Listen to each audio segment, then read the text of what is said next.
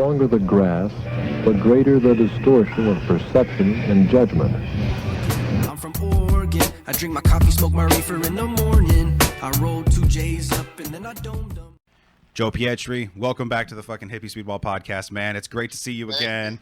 Yeah, for sure. I'm glad we got a little bit of a 15 minutes, to chit-chat for a second, kind of loosen things up a little bit before we actually jump into this, because your episode, my friend, is hands down one of the most intriguing and popular episodes of the podcast that I have ever done in my entire life. And I'm so honored to hear your story. I tell everybody about it. Everybody loves it. It was a great fucking time. And you're becoming quite popular with the Hippy Speedball world, man. And I'm really glad to have you back on. Beautiful. Thank you. I appreciate that.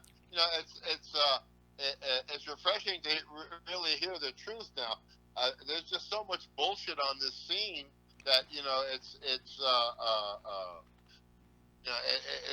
it's like the blind leading the blind. And, the other day, somebody was advertising for Thai seeds, such as land-raised seeds from Thailand. There hasn't been land-raised seeds from Thailand since the 80s. The government and the DEA burnt down and destroyed and put everybody in jail who had anything to do with weed. And so fucked up. Overnight, where the Thais would eat weed in their as they used weed as an herb, so they put it on their food. They use it in their to making the famous chicken noodle soup, which had had buds inside of a cotton little bag, like a tea bag, but made out of cotton, and they would soak the soup with the weed, and they called it happy soup, and in Thailand and Laos they work in the morning, then they take an afternoon break, and then they like a siesta time, and then they work late in the day. Oh, okay. Is that to kind of like beat the heat and like the humidity and shit that's out there? Yeah, it's really hot. Yeah. In Laos and Thailand. But, it's... which is why they grow such good weed. It's been a long time since anybody has seen any Thai. I saw some Thai in the 90s, in the late 90s, that came from Mexico, that Thai seeds were used to grow Mexican weed in Mexico. And it didn't come out as good as weed from Thais directly from Thailand, but you could still get the flavor and the taste from the weed, and realize, this is the Mexican, this is Thai weed. Okay. This commercial load was a Thai load. That was the last time I saw anything that resembled Thai.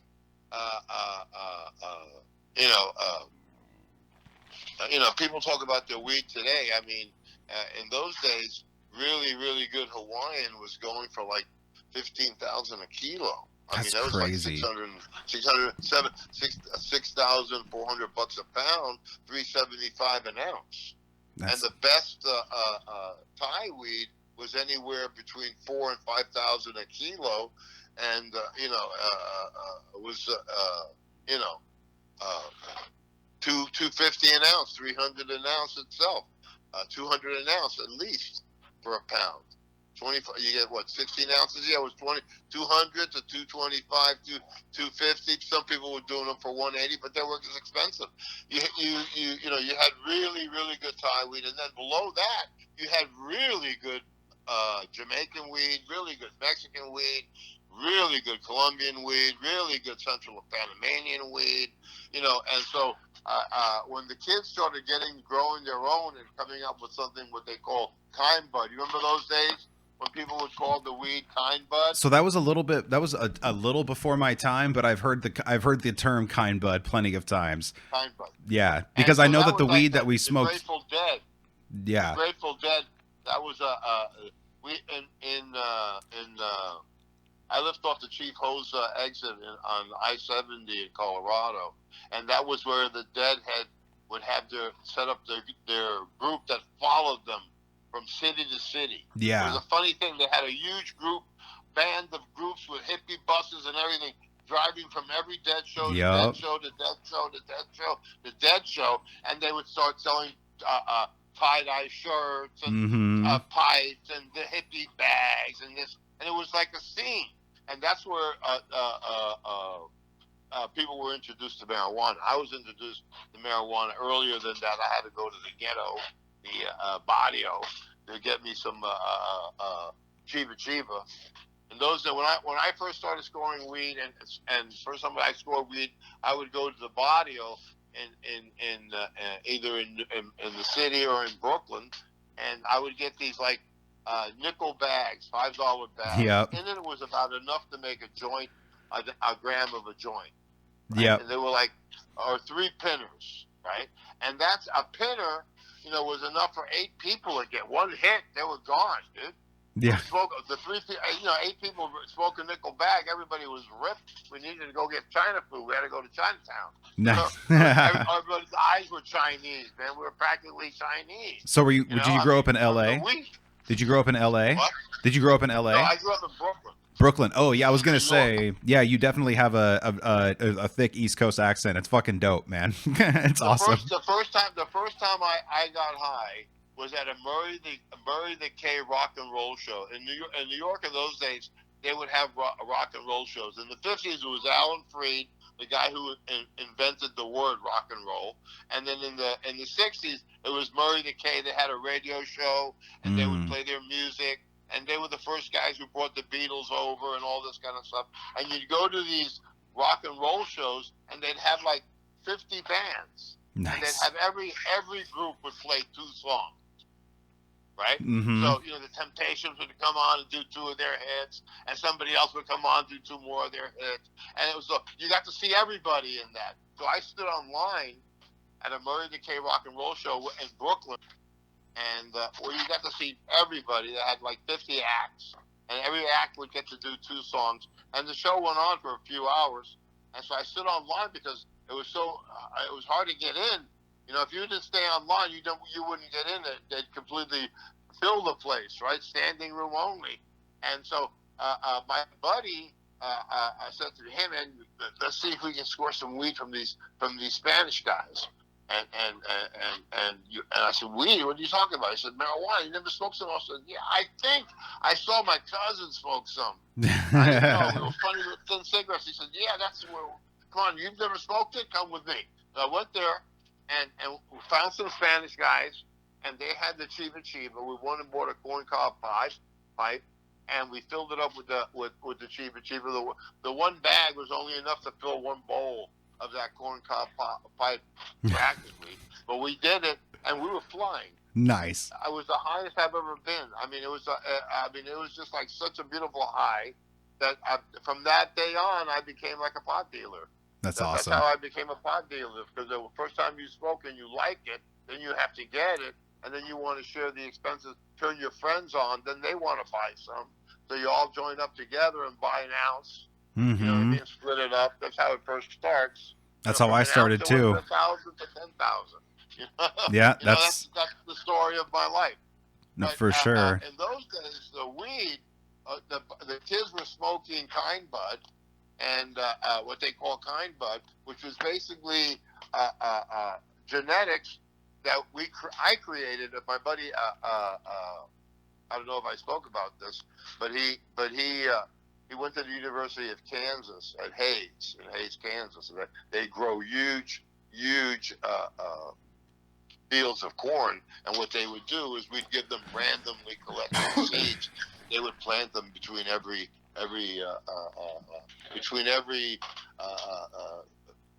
corn stalk. They would put some weed, and then the weed was going in between the corn. And what they do before they harvested the corn, they would go in and hand harvest the weed. Basically, the weed was planted and was left there, and the next year they came at the end of when it was harvested. Before harvest, they came and collected the weed. Whatever grew was there. Whatever didn't grow, didn't grow. But from those strains that were all intermixed from Hawaiian, Jamaican, Colombian, Panamanian, all these great strains that we were getting at the time, Thai and all this stuff, was planted intermittently. So there was no selected, the Thais went here, the Colombians go there. No, we just threw the seeds in a can and planted what seeds we had. They're planted by hand. And so from those seeds came what people call diesel, sour diesel, the chem dog. There was some stuff that smelled like cat piss. There was stuff that smelled like dog shit. There was just like really a foul odored weed, and we were used to sweet tropical flavors or knockout flavors. Yeah. We weren't used to this chemical kind of. The only times we ever smelled gasoline and weed is if there was a load from Mexico that was packed in somebody's gas tank. Yeah. And when they took it out, even though it was packed around, the smell of the gasoline would get into the weed. Right? And so that weed would be unsellable. And so this weed smelled like gasoline and turpentine without being in any gasoline packed in any gas tank. This is how the stuff smelled. And I couldn't sell the weed because it was seeded. And I only sold unseeded weed in those days. And so I couldn't sell that, except some of the Colombian that I sold was seeded, commercial. But most of the seed was not seeded and was sensimilla. And so I had a hard time selling those seeds, and that weed, I couldn't sell it. I took it to California, and I sold it to some growers in Northern California, and from that time, that's where a lot of those strange flavors and taste came from. And so I was at a show, and there was some guy there called Chem Dog, and he had actually named himself after the strain Chem Dog. I didn't name it Chem Dog. He named the strain Chem Dog. And so that's the only thing that he did, but I grew the weed at the beginning. And so how I knew it was my weed is because he said that I bought it from Bag Seed when I was on a skiing trip up in Crested Butte, Colorado. Now, Crested Butte, Colorado was a town that I lived in when I wasn't working. And I sold all the weed there. I had people working for me, and that was the weed that we were growing in Kansas, and it was a little bit seedy, but it was dynamite weed. So he says I got it from Bag Seed. So he came to my booth because I was giving those seeds away for free, and so he got all upset because he was there giving a speech about Chem Dog and how he invented Chem Dog and all this stuff. And I said, "Wait a minute!" And when he came to my booth, apparently uptight that I was giving the seeds that he's trying to sell. and so I said to him, I said, "Well, you remember that Bag Seed that you bought in Crested Butte that created that stuff?" I said, "That was my weed." Yeah, that's awesome. That was my weed, dude. I mean, in those days, we didn't name anything because no one wanted to know. We didn't want anyone to know our names. Yeah, for sure. We were all on the lam. I mean, my girlfriend Victoria, my last wife Victoria, my only wife really, and she was a photographer with John Chick, very famous guy from the Friends of Allen Ginsberg. He was part of that beat scene before hippie scene. Yeah. And he wrote the first book on cannabis growing of anybody, and in the 60s. And he was in Kathmandu. They opened up the first discotheque in Kathmandu in 1971. It was called the Rose Mushroom, and on the business card it had the Rose Mushroom, and when you turned the card around, it said the drug trail ends here. And so the Victoria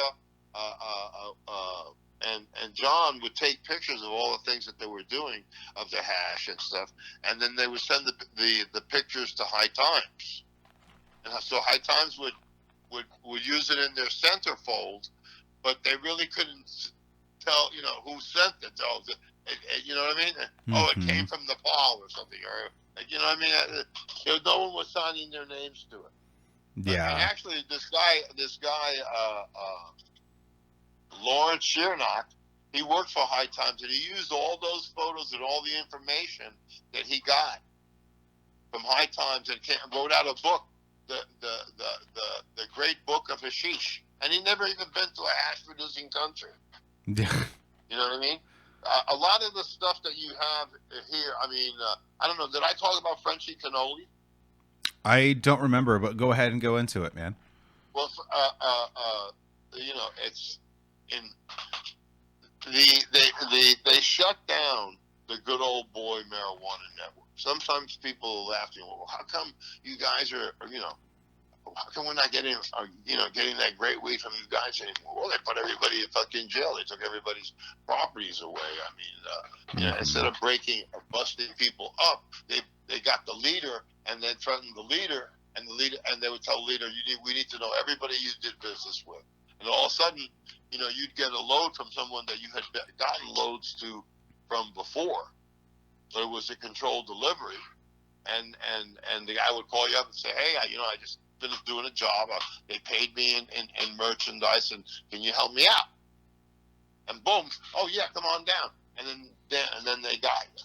So that's how they busted down, and they took everybody's houses, everybody's Mercedes, everybody's Rolex, everybody, you know, everybody's everything. Yeah. You know, and basically shut down the good old boy marijuana network. And hash, there was so much hash in the U.S. in those days. I mean, 8 different kinds of Pakistani, and 8 different kinds of Indian, and, you know, different kinds of Lebanese. I mean, and all weed from everywhere. There was so much selection, and basically all from land race and producing countries. So you got hash directly from Lebanon. You got hash directly from Afghanistan. You got hash directly from Nepal. You got hash, you know, from Jamaica. Jamaica used to make great hash. India has many different hash making districts. One of their most best flavors and best hashes was from Kashmir. So before I just had a quick question. I just had a quick question. So whenever all of this stuff was going down, was this around the same time that you were starting to step out of the game yourself and just kind of starting to transition from smuggling and stuff like that to kind of doing your own thing? No. That was in the very beginning. Oh, okay. Okay, gotcha. In the very beginning, there was a huge selection of weed and hash. You know, and in New York City, you know, you could probably get 15, 20 different kinds of pot. And you know what I mean? And you could get, you know, one guy had commercial, one guy had red, one guy got gold, one guy had top of the line Mexican, top of the line Jamaican, then you had Hawaiian, then you had Thai weed. You know, you had all this stuff going around that was just available. And you know, and basically they shut down the good old boy in the marijuana network. And basically the people that were starting to grow, and then there was Operation Green Merchant, which where the government actually went to the grow shops and got the information from the grow shops of who was buying grow equipment. They put cameras on grow shops so they would get the license plates of people who were going there to buy you know, nutrients and lights and stuff like that. And so you know, it got to be very heavy on this scene. So then the scene moved over to Europe. Yeah. Amsterdam. Yeah, I remember you mentioning that with the Dutch and what they have done and everything. When it went to Amsterdam, that's when the everything went downhill after that. The worst thing that ever happened, of course, was Prohibition, when they made Mother Nature illegal and they sell you chemical concocted copies ever since. But then the second thing was that Dutch scene. From day one, the Dutch had been wanting to control cannabis like they control tulips. You can't buy tulips except if you buy them from Holland. Or you buy everything, even if they're grown in Colombia, they're using Dutch bulbs. The Dutch had 2 wars over tulips. That's crazy. Yeah, in the 15th century, 16th century, they had wars. I forget the year, but look it up, tulip wars, and they'll tell you the thing on Google. That's the one thing about Google. You ask them a question, they answer them. I know. It's amazing. It's amazing. Google's amazing. The Dutch wanted to make tulips like cannabis like they make tulips. So from the very beginning of them having the cannabis scene to Amsterdam, they were setting ways up whereas they would control cannabis. Now you go to Jamaica, you can't find real Jamaican. where you can find this Dutch tree. Mm-hmm. Yeah. You know, Remember we were the same talking thing in about that. Colombia. If you go to Colombia, the Dutch are growing indoors. Why would you want to grow indoors in Colombia? Or Hawaii. My God, the weather there is perfect. Right. You know, it's like perfect. Mm-hmm. You don't have to do nothing. Just leave it. The soil is so fertile. You know what I mean? Mm-hmm.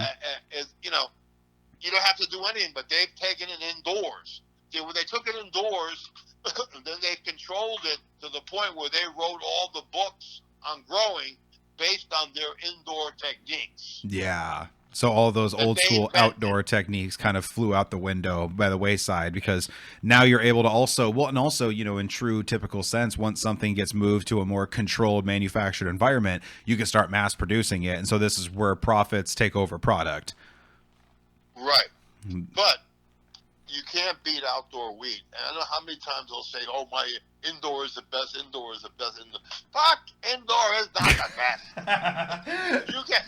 if you have the right outdoor weather, mm-hmm. you can't touch outdoor. So I know you know a lot about the different countries and their climates and stuff like that with weed. What state do you think in the United States has the best climate to grow really, really good classic cannabis?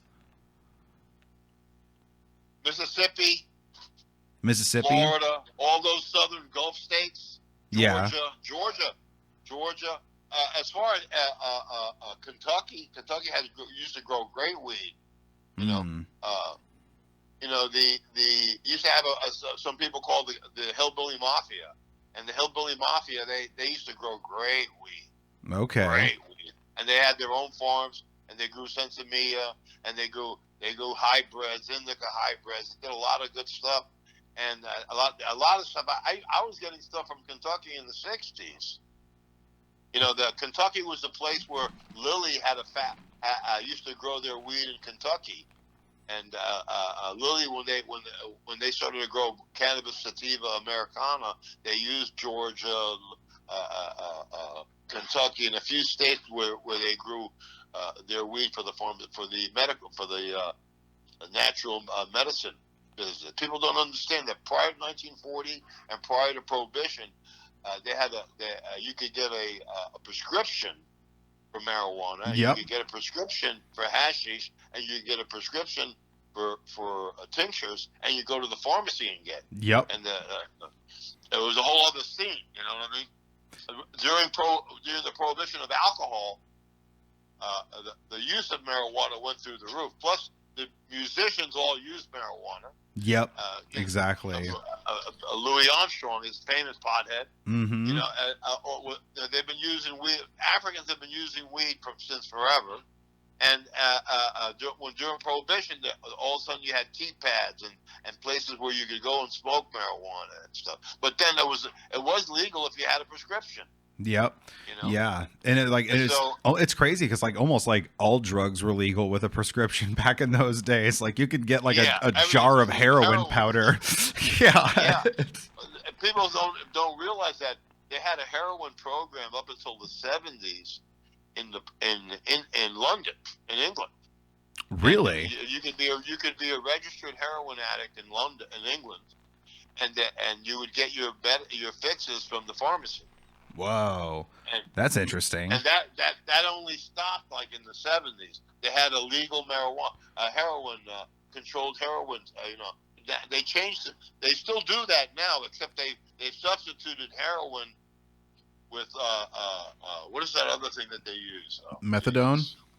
Methadone. Yeah. I have quite a few friends that have had to spend time in methadone clinics. Methadone is a bitch to kick. Yes, a lot of people say it's harder than heroin. Yeah, it's harder than heroin. The way to kick heroin is the way the Swiss, the Dutch, and the Spanish and Portuguese. Portugal does it. Is you give an addict the medicine that he needs, and you supply it to him under a controlled environment where they come into a clinic, they take their shot, they OD, there's a doctor right there. You know what I mean?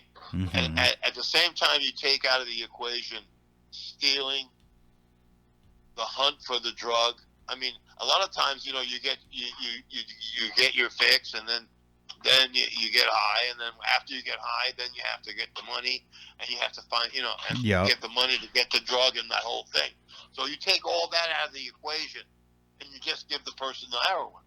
He doesn't have to steal for it. He doesn't have to look for it. It's right there for him, and it gives them time for self-reflection, which they never had before, because it was always in the hunt for the money and the hunt for the drug and they're getting the drug and finding a place to get it, to use it, and all this other stuff. When you took that out of the equation and they had time for self-reflection, they see the whole world passing them by, and they stop using heroin. That's the only way you can get people off of heroin.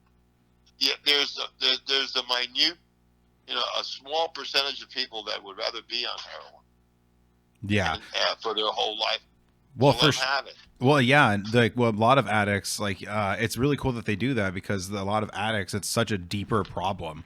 Like it's such a deeper problem, and so and it's crazy that they do that. I got a 10-minute warning on the thing, and what we'll do is we'll just continue. I'll just make another link and send it to you right away, because we're not gonna be able to cover everything in 40 minutes. There's no fucking way.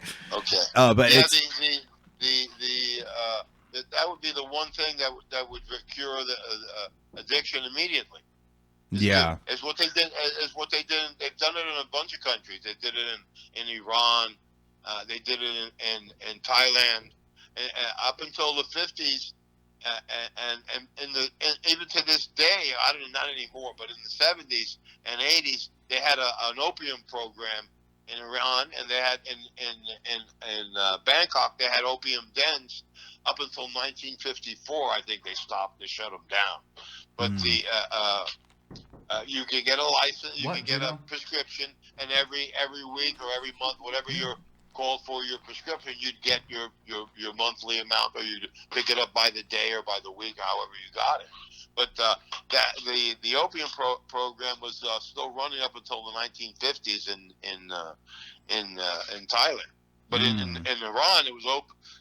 It was running until the 70s, until the Shah was thrown out. They had when the Shah was thrown out, and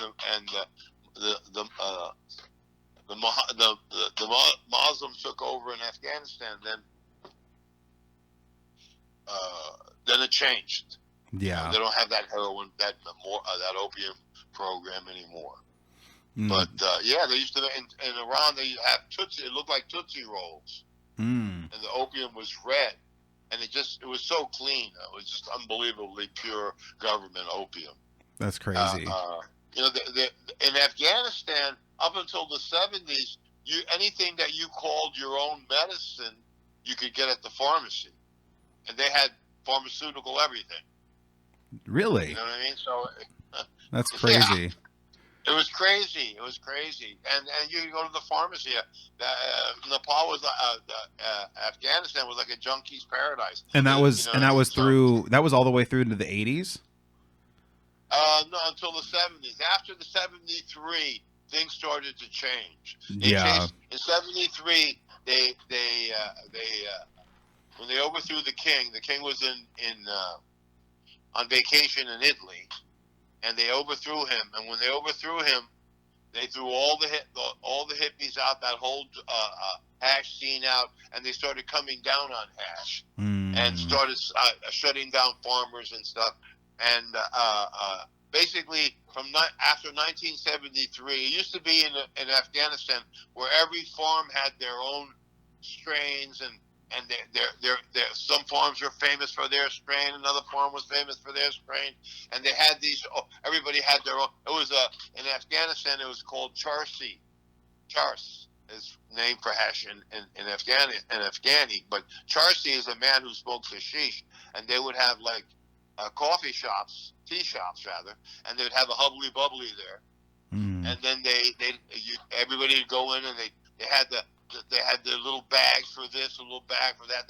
They used a dried ball sack of a goat to keep their resin in. They take the resin in, they'd hand press it, and then they throw it on this huge hubbly bubbly, and everybody would smoke and talk politics and hang out at the tea shop. But I've seen foreigners go into the tea shop and take one hit off of their pipe and fall right out on their ass. That's how strong that hash was. Damn. And so they had a hash culture there. It's called Charsi. It was a man's culture. Man, the women never smoked, only men smoked. And, it was a whole scene. Now that's dead. Yeah. That Charsi scene is dead. But at one point, there was unbelievable hash coming out. Every farm had its own brand and everything.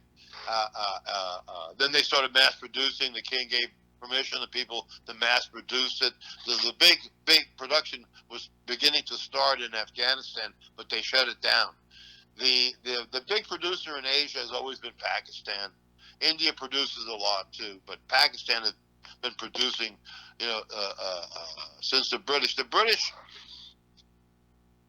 when they had the British Empire, they used to come to countries like Afghanistan and Pakistan, and they would buy hashish and then ship it back to the farmers, to the natural medicine companies in Europe and in England and in the States. In Nepal, they have a place called Nepal Gunj, and that's where the British used to come and score their weed. They buy their weed by the tens of tons that they would ship back for the pharmaceutical, for the natural medicine business that was big. You got to remember that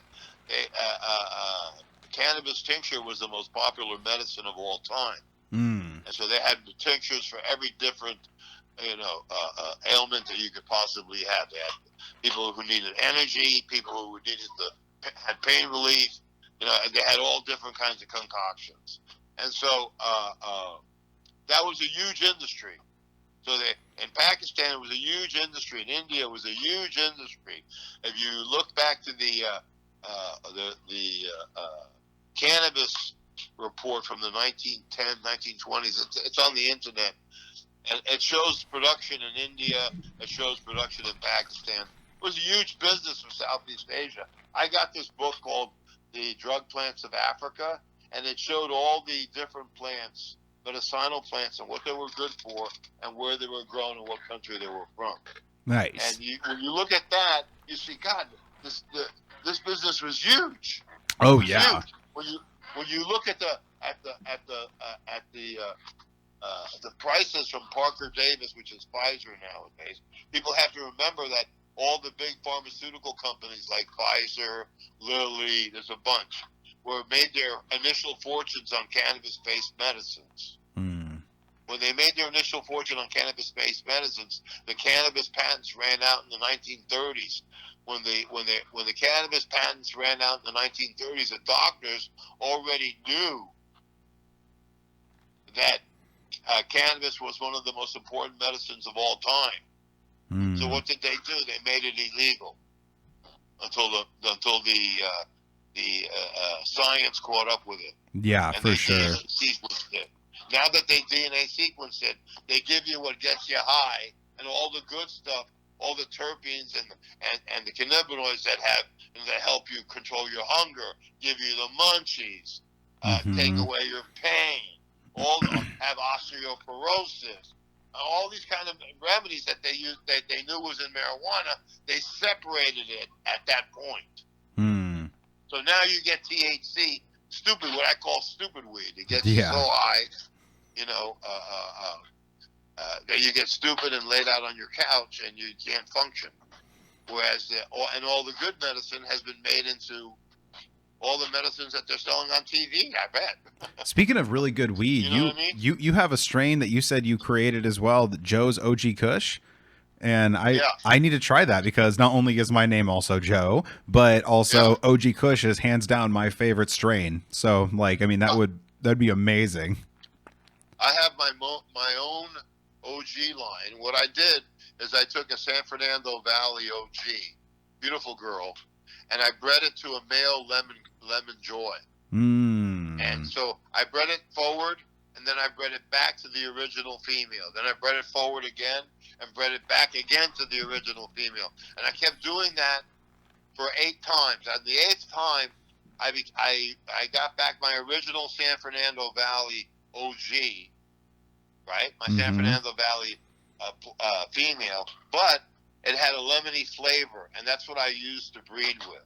Nice. And so with my OG, if you planted 10,000 seeds, you'd have 10,000 plants that look the same. So let's pause right there. Let me start this next meeting.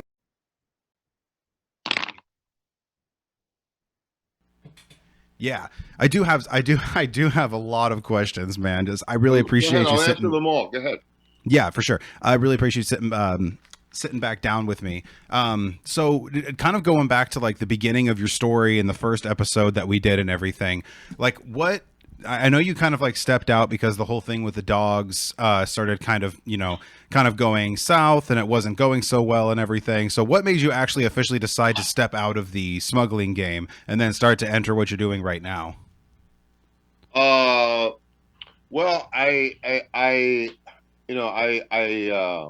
friend of mine had used my ID unbeknownst to me, and he went to Arizona and was involved in a shuffle, and the heat, it left a paper trail which led it to me, and I've never even been in Arizona. He was in Arizona doing some monkey business, and he was using my ID unbeknownst to me, and so I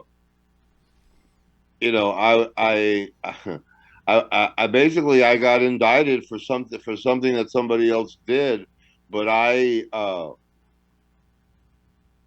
had proof because I had a passport that stated that I was in Nepal when I was supposed to have been in Arizona. So it's obviously I wasn't in Arizona.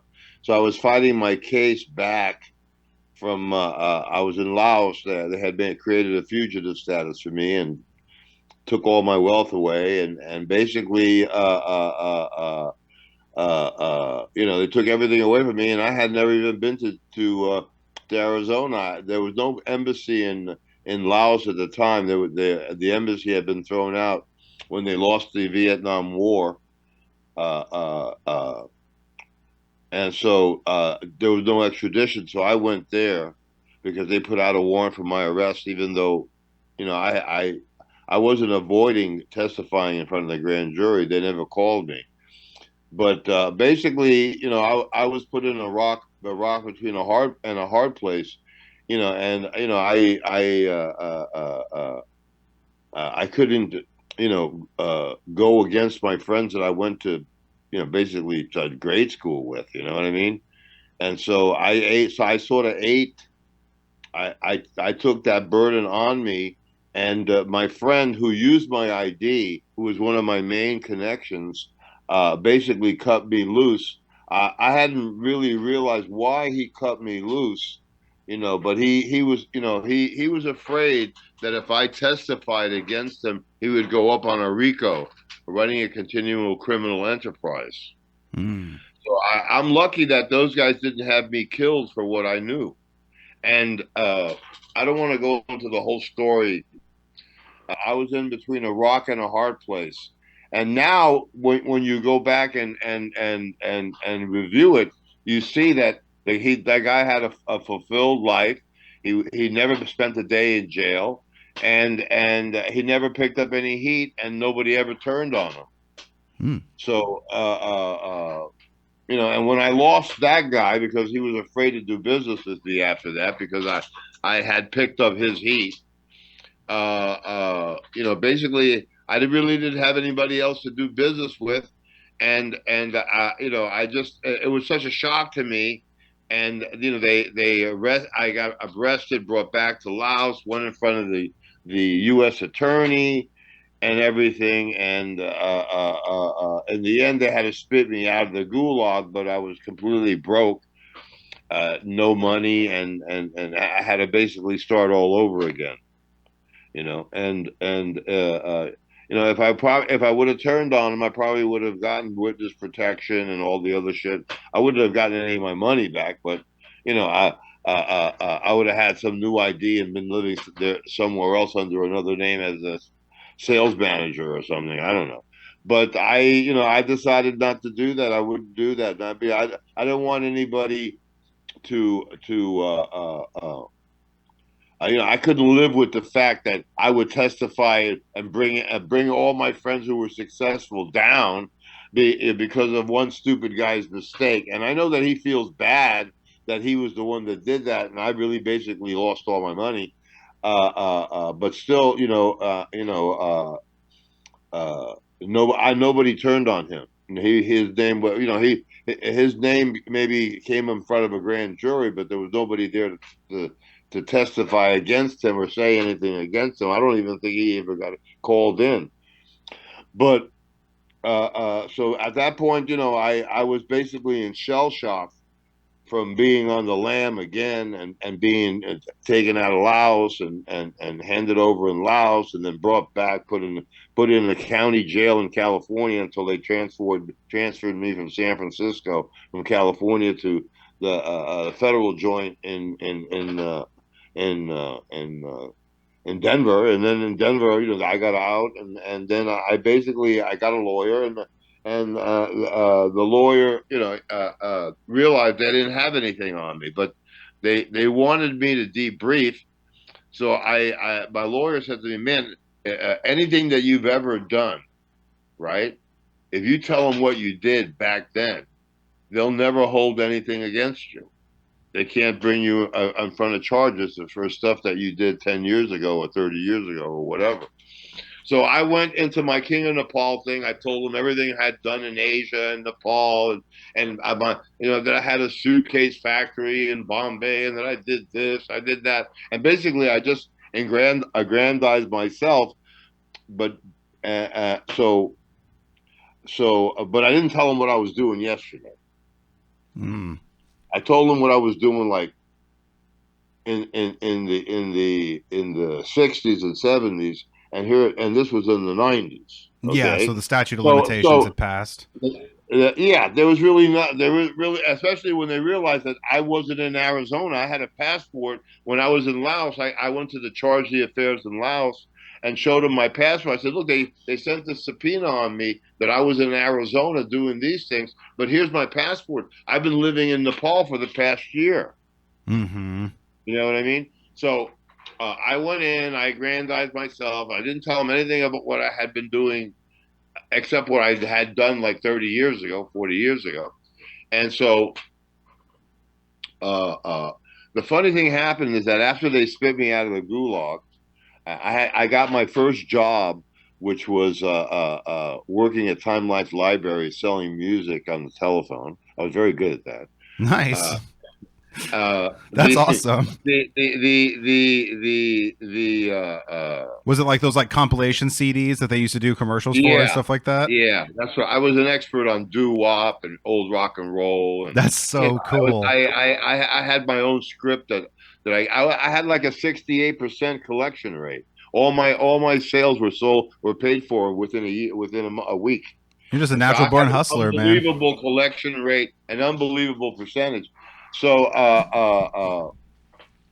the one good thing about it was that so then that happened, and so about 3 or 4 months. So then they kicked me out. They threw me out of the U.S. Attorney's office, and that was it. The case was over for me, but I had to start all over again. So about 3 or 4 months later, I got a call from my lawyer. Said, "Oh man, the U.S. Attorney wants to see you. The DEA said that you didn't tell them about this. That you didn't tell them everything that you knew. You didn't tell them anything. You only told them stuff that you knew from 40 years ago, or whatever. And they want to interview again. So they called me up in front of the U.S. Attorney again. And when the U.S. Attorney came in, the DEA said to me, "Oh, you didn't tell me about so and so from Ohio and the things that you did from El Paso and which was just basically a couple of years later ago." You know what I mean? Okay. That was recent stuff, which I never told what I was doing yesterday. So I looked over to the U.S. Attorney and I said to the U.S. Attorney, I said, "Look, you know what? I told you everything that I know that I've ever done in my life. I said, I don't know about this guy, but I don't know about you, but this guy here is a lying sack of shit." Right? Because they took all my stuff away from me. They didn't even have a fucking case against me. when they disenfranchised me. I said, you know what, you know what? Let's get a fucking lie detector test in here and put me on it and put that son of a bitch on it, because I've got a couple of questions to ask him. And with that, the U.S. attorney said, Pietri, get the fuck out of my office and never come back here again. Never see you again. And that was the end of it. But karma and the wheels of life are always turning. So that they knew about what I had done in El Paso was only because of one guy, because I was doing business with one old friend of mine, and he was the only one who knew what we were doing. It was just me and him were doing it. The only one that could tell anybody about anything would be this guy, Alan. And so about 2006, 5, 6, or something like that. I get on Facebook. When I get on Facebook, right, I get an email from this guy's daughter, and she has found me on Facebook, and she told me that her father wanted to talk to me. So now this is the guy that ratted me out, because I didn't tell anybody what I was doing 2 years before or prior. You know what I mean? Mm-hmm. And so he called me up. He's, oh, you owe me money, this and that. And I said to him, I said, Alan, you fucking ratted me out, man. Yeah. You ratted me out. How would they have known what you and I did together unless you told them? Because I didn't tell them. Yeah, for real. You know what I mean? And he said, yeah, man, I had to get out of prison. I couldn't handle it. I had my PTSD from Vietnam. And so I turned on a lot of people. I can't even go back to where I live again and all this stuff. And I'm living underground and all this other shit. And I said, well, you know what? I said, if I ever make him any money again and I'm going to send it to you, can you give me an address where you're going to be, where I can send you the money? He said, well, I'll get back to you. And then I never heard from him again. Which was a weird thing. So basically, I tried to get back into the business, and when I went to the people who I did business with in the past, when I went to them, I brought them some unbelievable bud, and they didn't take it. And when they didn't take it, I said, man, why didn't you take it? He said, man, that bud is really good. And he didn't take it because he wasn't allowed to take it. He wasn't allowed to ever do business or talk to me again, because he was sort of like a connected guy. You know what I mean? And so then I never saw him again. And I'm sure that if I would have turned on that guy, that I would be dead now. You know what I mean? And about, I don't know, it was 10 years ago or 12 years ago, I was on International Canographic, and everybody was dissing me because they all follow the skunk man who now everybody knows he was the police. Right? And so somebody, I don't know who, but somebody who knew me from the past and knew some of the stuff that I was involved in, got on International Canographic and said, if Pietri would have ever spoken about the shit that he was involved in back in those days, he would have been dead like 30 years ago. And somebody left that message on International Canographic. That's crazy. That's crazy. Fucking and so, nuts. This guy was like my best friend, man. I mean, for me, I could have never lived it down to do anything like that. I've never testified against anybody. I've never written statements against anybody. I've never ratted anybody out.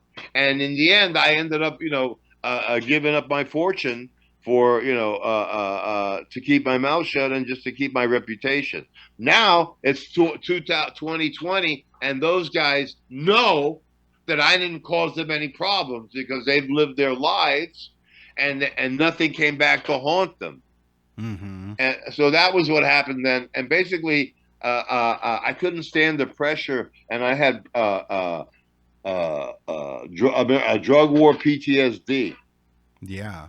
Well, I was gonna say, I mean, you were I mean, because involved in. I've lived on false passports. I've been on the lam twice. I've been chased out of various countries. You know, when I got brought back from Laos, I was treated like a major mafioso. I had Mhm. 12 Korean bodyguards at the airport, though, because I wasn't arrested till I got back to San Francisco. But I was escorted back, and I had police watch me. All the while until I got back to San Francisco. And so the funny thing is that after the Vietnam War ended and Laos threw out the American embassy, they no longer had an embassy there. They had to charge the affairs, and they had made a Vietnam. They were slowly but surely making friends back with Vietnam at that point, but not so much later. But the Ronald Reagan had promised the American government had promised Lao government that if they turned over the 300 captured airmen that they captured in Laos, that they would give the Laotian government $3 billion. And so when Ronald Reagan came in and they demanded their $3 billion to let those 300 out, Reagan denied it. He said, "I'm not giving the commies $3 billion anything. We can forget those guys." And that's what they did. They forgot those guys. When I was in Laos, there were people there that were Americans that were captured there, and then after 20 or 30 years, they're released. They get Lao wives. They have a life there. They were useful to the Lao, because the Lao came out from the jungles. They didn't. The Minister of Defense in Laos did bong hits and smoked opium and was illiterate, didn't read or write, and he was the defense minister. Wow. In Laos, the bourgeois became the peasants, and the peasants became the bourgeois. So they took the royal family, all the people who were part of the Lao government, lawyers, everything. They put them to work in the paddy fields, and the guerrilla fighters from the paddy fields came into Vientiane and took over the government. Oh, okay, I see. When I was in Laos, it wasn't legal to practice law there, and there was no constitution. So it was just kind of like so what was their political structure? Maoists. There were like guerrilla fighters there were communist guerrillas, man. Yeah, communism. Okay. There were socialism. When I was in Laos, I got sick. I went to the hospital. They didn't charge you. It was free. Hospitals were free for everybody there. There was a lot of good things about their socialism, but there was curfews, and there was still having like a conduct. They were still trying to get rid of all the Hmong fighters that fought for the CIA. They were chasing them out of the country and liquidating them slowly but surely. There's hardly any Hmong left in Laos in comparison to the amount that are here. That's actually a really good segue to the next question that I had. So you were you were really doing a lot of business during the time, in like the 60s and 70s, whenever a lot of the there was a lot of governmental intelligence agency influenced with the cannabis and the drug community and stuff like that. Did you ever interact with anybody from those agencies or anybody like that? No,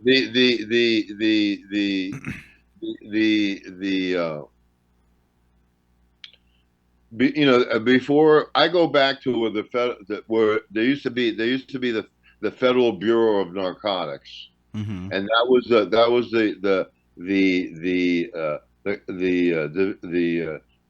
government narcs. There was no DEA then. And then after the it was a funny situation, because if let's say there was a riot in Harlem, right? Then the next day after the riot, pure heroin would be passed out on the street, and they just dope everybody out. It was an amazing thing to see. I've seen them do that 3 or 4 times. During the World Trade Center, when they blew up the World Trade Center, the first load of Lebanese hash was allowed to enter in New York, and it was sold everywhere in New York because the hashish is a cure for PTSD. So after the Twin Towers went down, they allowed the first load of Lebanese to come back into the country after 30 years, 20 years, 25 years. And people, I went up to High Times, and one of the people at High Times asked me, well, what does this seal mean? And what is this? I said, oh, that's a bag of Lebanese hash. And that tree there, that's the Cedars of Lebanon. The Cedars of Lebanon is where the Romans used to come and cut those trees down and make their ships. And they used to grow their hemp and make their sails there. Mm. So they called it the Cedars of Lebanon. The Lebanese hash had seals on them. If they were half kilo or kilo sacks, they'd have a different stamp. The really good stuff came in 125 gram sacks.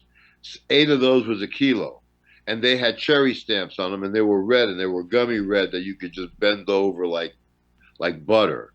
Mm. And so the government has always done that. So when it was the FBN, and the FBN, was really corrupted as well, and they would allow hard drugs to get into the ghetto because they wanted to keep those people down. Mm-hmm. You know what I mean? So I mean, the heroin and then crack just devastated the black community. Now they're just coming out of it now. Now they're all billionaires in the music industry, and they all have money. They all have. New York is completely gentrified nowadays. It's not like it was for sure. So anyway, after the Federal Bureau of Narcotics, that was the one that Henry Anslinger ran. He was the head of the Bureau of Federal Bureau of Narcotics. He's the one that wrote the UN Charter. Mm-hmm. Then from the FBN, it went to the Bureau of Dangerous Drugs, the BNDD, the Bureau of Narcotics and Dangerous Drugs. That was called the BNDD, right? And then the BNDD, after the Vietnam War, a lot of government intelligence people came into the government, and they created the DEA. The DEA was basically an arm of the pharmaceutical companies. Yeah. And basically, they were created to keep the lid down on government drug smuggling because in those days you had to be very, very connected, and they were allowing certain things to go down. They allowed the heroin to come into Harlem. They allowed the heroin to go to the black neighborhoods, just like they let the crack get into California and Compton and all that stuff, and Freeway Ricky Ross and all that. Yep. And that was a CIA operation. Oh, 100% for sure. And so and they still do that because that's the only way they can get black money to be able to run their crooked operations and overthrowing governments overseas, because they can't go to Congress and get $8 billion to create wars in countries. You know what I mean? Yeah, and they just don't give that out. So it's very Machiavellian. Very, very, very, and at the same time that they were doing the drug war, it's like I said, they made Mother Nature illegal and have been selling you chemical concocted copies ever since. Mm-hmm. And so now that they DNA sequenced it and stuff, they've separated the goodness out of the weed, and they only get the THC stupid weed. But the DEA has gone around to all the countries, like Thailand, like every country in the world, and they've made them destroy their crops. And so they've been going around the country destroying their crops with the genetic samples going either back to Horta Farm, David Watson's organization in Holland, or they went back to the University of Mississippi, the federal program. So every load that was busted, samples from those loads would go down there. They would do a DNA sequence them. They were doing the research on cannabis, and they had it all separated, so they know this does this, that does that does this does that, and then they went ahead and allowed legalization to come through. But they've already broken down the genome, and they've broken down the terpenes and the flavonoids and the cannabinoids, so they know what this is good for your appetite. This is an appetite suppressant. This is an antibiotic. This one is anti-pain. This one, you know what I mean? So they did that. So they have all that knowledge ahead of us, and basically Watson took the name of Skunk Man because skunk was the most popular and strangest weed that anybody's ever smoked in the 60s and 70s. It smelled like you'd been sprayed like a skunk. So they created a Skunk One, which is a Colombian, a Mexican, and an Afghani, and they call it Skunk Number One. That's not the skunk. That's an imitation. Nowadays, skunk, the word skunk is like a verb. Oh, that weed is really skunky. Oh, that has a skunky odor. Oh, look how skunky that smells. It's a verb. It doesn't mean the skunk weed that we grew up with in the 70s and 60s, the 70s and 80s. That was you couldn't mask the odor. It was so strong. Yeah, you had to be real. You couldn't have it in your pocket. You could. I mean, it was just like the almost impossible for it to mask it. And when let's say you had 10 pounds, you were going to open up a pound. Right? You put the other 10 pounds, locked it away in another room, sealed it, shut it down, and then you open that 1 pound. Because once you open that 1 pound, that smell was out, and you needed Ozium, and you had to repack it and double seal it again, and clean out all the room, burn incense, just to cover that fucking smell. Yeah. So he created that name. He got sheep dipped through High Times. And him and Robert Connolly Clark used to write under the name of R and do articles on cannabis. They were actually government agents at that point. There were a bunch of government. Even Stephen Hager came out and finally admitted it. Yeah, there was a lot of government agents around me, and they were being introduced into my system. They were sheep dipped and made legal, So the skunk man went to Europe, to Amsterdam, where the scene moved after they really basically shut the old school marijuana network down. They shut all imports down. You never see Afghani, you never see Lebanese, you never see Colombian, you never see Thai weed, you never see Hawaii weed, you never seen any of that shit. That shit got shut down. That's a great segue too to what you wanted to, because we got about 10 minutes left, so I wanted to go into the seed talk that you wanted to talk about. That's a really good transition, actually. And right, I special. I'll tell you something. I went to Google. I have pages and pages of my stuff on Google. But I went to Yahoo, and I went on to Yahoo, and somebody's using my name to sell seeds, selling feminized and auto flowering seeds, and sort of has taken my name over on Yahoo. You go to Yahoo and you put in Joe Pietri, and you'll see all this phony information come out. So actually, some creep is, I don't know how he'd even stop that. How do you stop somebody from using your name on another fucking website? On Yahoo. Yeah, I don't know. I mean, you'd have to look at some sort of like trademark and copyright laws, because it's your intellectual property, and you have a lot of experience, and like you have books that you've written and stuff like that. So yeah, but that costs money too. Yeah, for sure. I was going to say you would have to contact an IP attorney or something like that. Right. So anyway, I've been breeding since 1970. I brought some Colombian seeds to Nepal. I tried to grow them in Nepal. The monsoon season killed them because they're a high altitude desert type of plant, the Acapulco Gold, and but then I bred it to my Laotian strain. And then I flowered them again the next season, and they took. They took. That's when I first started breeding. And basically, when I got back into the business and started doing shows and writing books and writing articles and stuff, I noticed that there was so much missing from the marijuana. The flavors, the taste, the things that I grew up with were no longer around. The Thai weed had a distinctive odor that, if you've ever smoked Thai weed, you'd know that odor or that taste anywhere. But, people talk about, like here, there was some girl that she went to Thailand and she scored some Thai seeds and came back, some seeds in Thailand, came back and tried to sell them as landrace here in Oklahoma. And I got on the radio. I said, man, how can you sell? How could you even think that the seeds that you got are from Thailand? First of all the weed that you get in Thailand is either Cambodian or Laotian.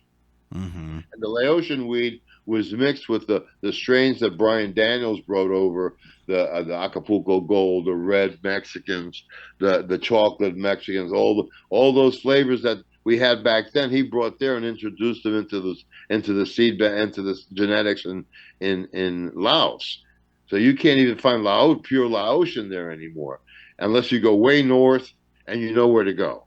And so I said, and she says, oh, the first thing they tell you, oh, my uncle, he was in Vietnam and he brought seeds from there. I said, well, okay, maybe he brought some weed back from Vietnam. But if he brought weed back from Vietnam, guess what?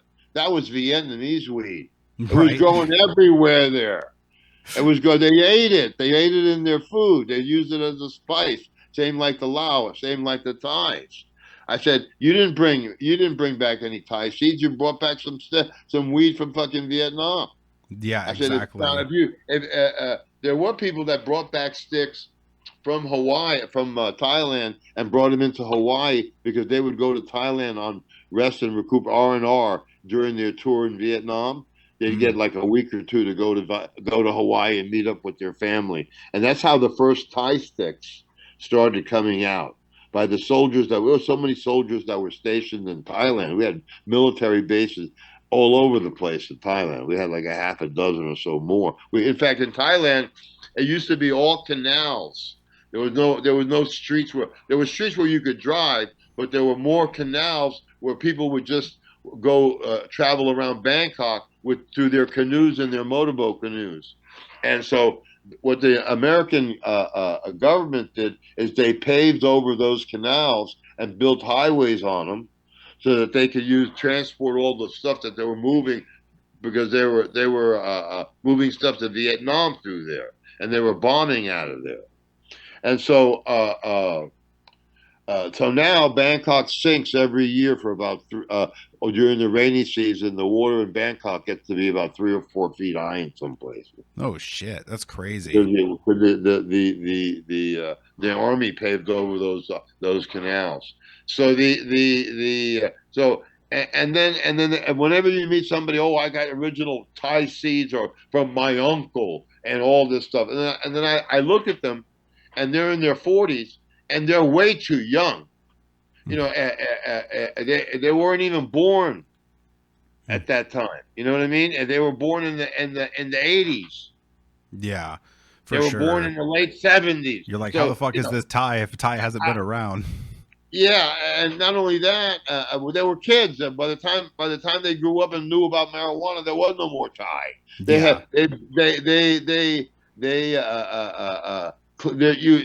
She says, well, I have a farmer who got seeds, and he's from the original day, from back in the day. I said, well, if he's from an original back in the day, he must be 100.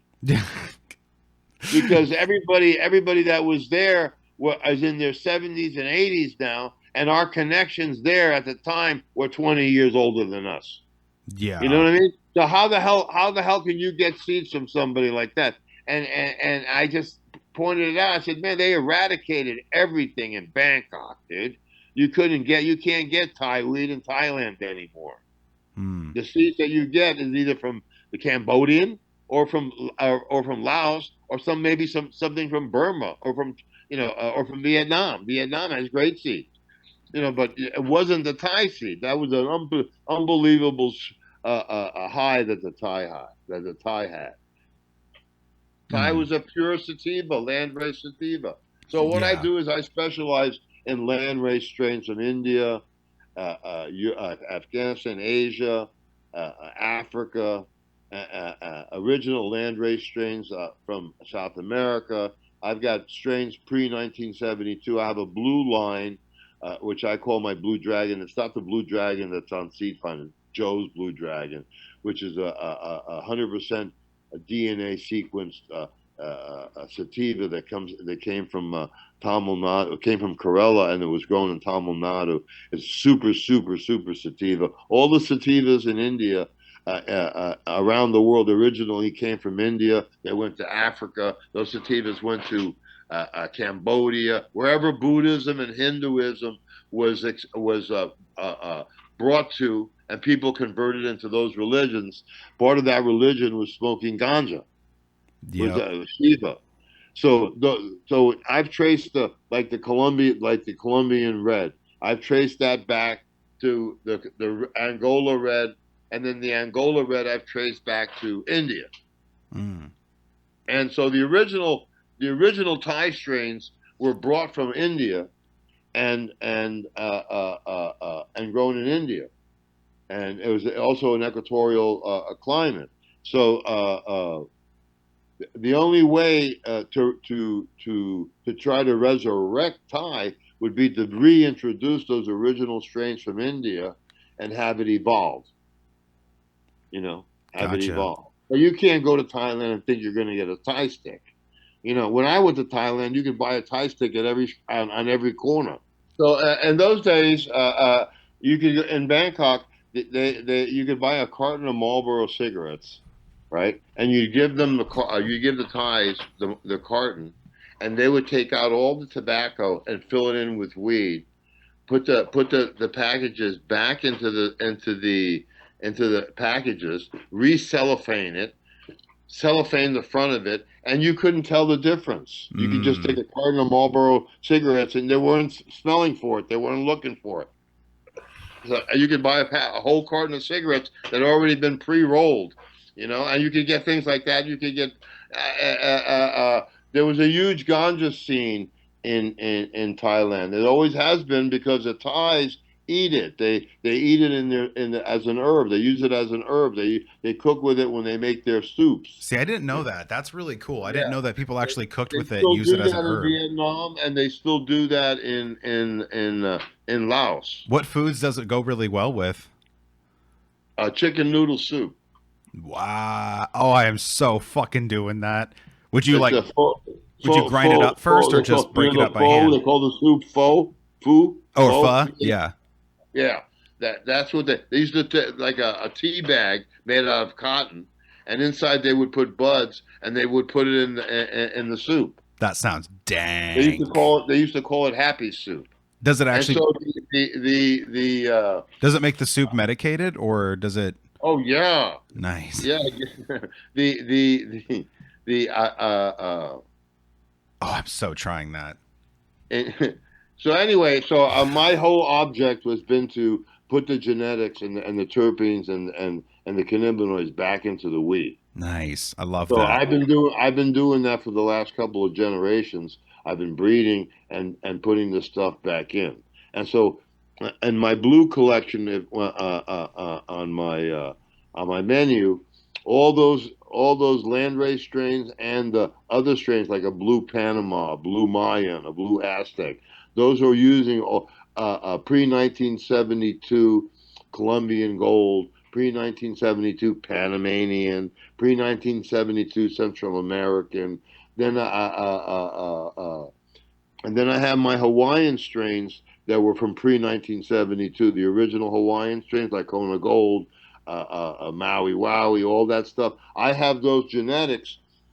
So what I do is I bred those into my blue, into my Kumbum Valley Blue Dragon male, which triple stacks trichomes, and the resin is purple.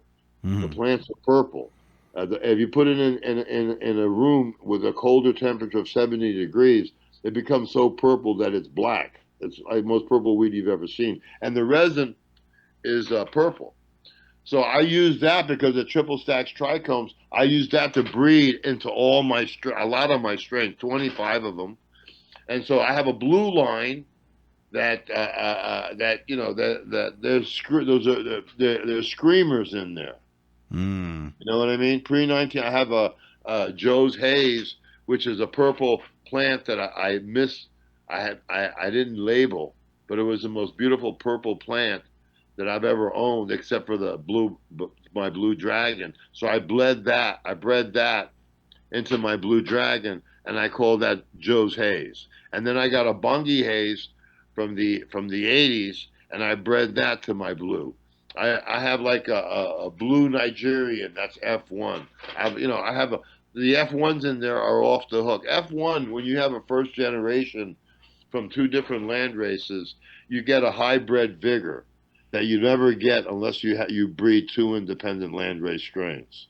So I had kids tell me, "Oh, I bred my cookies and I to my mimosa, and now I have what F1." I said, "No, you don't. What you have is a poly hybrid." Yeah, for sure. You know, I mean, you ask kids today, what is sense to me? They tell you that it's weed without seeds. Oh, okay, but what else is it? They don't know. They don't know that when you separate the males from the females, that the females will go into overdrive producing resin in the hopes and anticipation they can entice a male to pollinate them. They're never going to see a male. That's Gotcha. sensimedia. That's a medical plant. So I basically have looked for medical plants, because prior to cannabis, prior to prohibition, cannabis has always been legal. Cannabis has always been used as medicine. Cannabis, Lilly, Pfizer, which used to be Parker Davis, many of the pharmaceutical companies you have today made their initial fortune in cannabis. Yep. Yeah, I remember you mentioning that. Most important medicine of all time. So they made it illegal until the science caught up with it. The science caught up with it. They've separated the THC from the good stuff, right? And so now you get people that are doing dabs of pure THC and using a process that they call BHO. Yeah. Now, BHO for y'all, everybody's doing it now. It's like the in thing. I did some the other day. It was made by CO2, a much cleaner process. But even still, I don't like it because I make hash so good you can dab it. Yeah, that's awesome. You can dab it. Why do I need to put a chemical into my weed to make this bullshit shatter? I said I'd rather just have the hash. It tastes better and everything. So what they've done is they've created a whole industry based on misinformation. Yeah. Well, I'm really glad we have people like you to help bring it back to the ground roots, man. And I want to help out any way I possibly can. Yeah, they can go to growlikejoe.com. I don't have any of my seeds listed there because if I list it on my website, then I can't get a bank that'll handle my banking. Okay, gotcha. I mean? You still have that problem. So you can go to growlikejoe.com and they have my email is there, my phone number is there. You can call me. I can send you a menu. I'll go over the menu with you. Everything is guaranteed. And basically that's what I've been doing. I'm in the process of replicating my collection now again, and I'm putting out a bunch of new strains. I created a THCV strain. THCV is an antibiotic, anti-anxiety. It's good for osteoporosis, for healing your bones. It's good for neurological diseases. It's anti-anxiety. It controls your appetite. It takes away. It's an appetite suppressant. It helps you control your sugar and helps you control your appetite. And it does about 10 or 15 other beautiful things for your body. So when some people say, "Oh, I can't smoke sativa because I get too jittery, I get too and you get anxiety and paranoia." I took the anxiety and the paranoia out, and all you get is a mellow high. That's awesome. I can't wait. So So let me just and I bred that to my Angola Red. I bred that to my black Congolese. I bred it to my sour goo. I bred it. I have Africans that are 3-way crosses. I have Africans that are 4-way crosses. I've got Africans that are 2-way crosses. Like I have a cross. It's I call it my sour goo OG, which is I use for PTSD. I hit it with THCV. So now it's sour goo OG THCV, and then I bred it into Durban poison. So so you can only imagine what comes out of that. Oh yeah, exactly. You know what comes out of that. I bred a red Congolese, Nigerian hash plant, my OG, and THCV, and now I bred that back to Durban poison as well. And then I did an Angola red, a red Congo, and the red Congo with THCV, and then I bred it back into Durban poison. So it has lots of THCV, really mellow high, really, I mean, probably some of the strongest stuff you'll ever smoke. That sounds amazing. I can't wait to be able to try it out, man. And yeah. Oh, I was gonna say, we gotta start wrapping this up here in just a minute. But before we go, man, I wanted to ask you, where can people like what are the links that people can reach you at again, and where can they buy your books? Growlikejoe.com. Okay. And there you can order the book. You can call me up and order a book, and then I'll autograph and send it to you.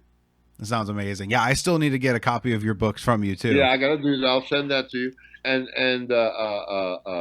there, if you call me up, then I can get your phone number on my phone, and then I can copy my menu and send it to you, and then you get the menu, and then we can go over the menu, and I'll send you what you like. And I'm having a 50% off sale on all my seeds. So now's the time to get seeds, because I'm moving out a lot of merchandise because I'm redoing a bunch of stuff and bringing on new lines. So you'll get a really great deal at this point.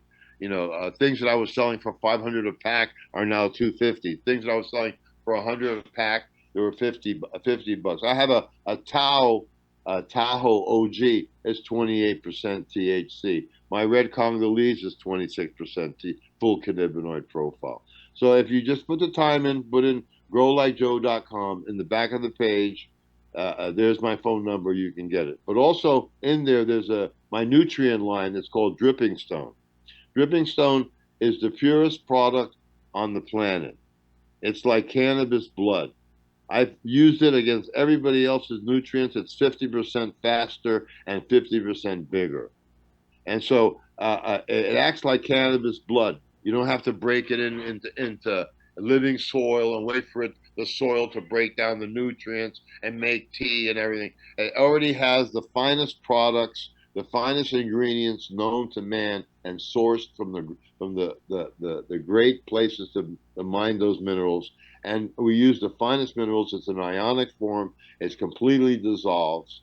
Like I said, once you use it, you never go back. And when you buy it in bulk, if you buy it as a hobbyist, it comes out to about 8 cents a gallon. If you buy a 25-pound bag, right, it makes 3,500 gallons. That's crazy. And the nutrients cost you $5 cents a gallon. That's awesome. So it's so good that once you see it, once you use it, you'll never go back to any other thing. I went to a store here in Oregon, in Oklahoma, and I was going to give some consulting them, and because they know who I am because of my name and all this stuff. And I said, look, I'll give some classes and teach your people, because people here are going out of business because they don't know how to grow, and their electric bills and water bills are just knocking them out of the game. Mm-hmm. So I'm teaching them different techniques, and I thought I had my hook in this company, and I could start carrying my nutrient line. Well, they checked out my nutrient line. It was so much better than anything that they had that they got scared. Man, if we only sell that guy, people will never be able to sell any of the shit that we have been selling. Well, you know what? The shit that you have been selling is crapola, General Hydroponics. That's fucking bullshit stuff, man. That's crappy quality. advanced nutrients. They use heavy metals. The other day, I found some pot that was purple. I thought I was going to get some purple resin. When I made it, I got a gold, very dry resin out of it. It wasn't very good, and I didn't get very much, but the water was purple. So I called a friend of mine. I said, "Well, why is the water purple?" He said, "Oh, they're using a nutrient. They're adding a nutrient to it that tightens up the buds. It's supposed to be used only for ornamental plants. It's not meant for plants that you can consume. What it does is it tightens your buds, adds weight, and it makes the poinsettias redder." Oh, okay. And that's poison. That's a cancerous product. The same thing with BHO. The BHO, kids that are smoking BHO, if they cannot purge it, they cannot clean all the BHO out. And okay, you have a minute amount of BHO left, of butane left in the mix, but that's been super amplified. It's the purest form of butane that you've ever seen in your life. Yeah, it's in a minute form, but that minute form can hook you to BHO.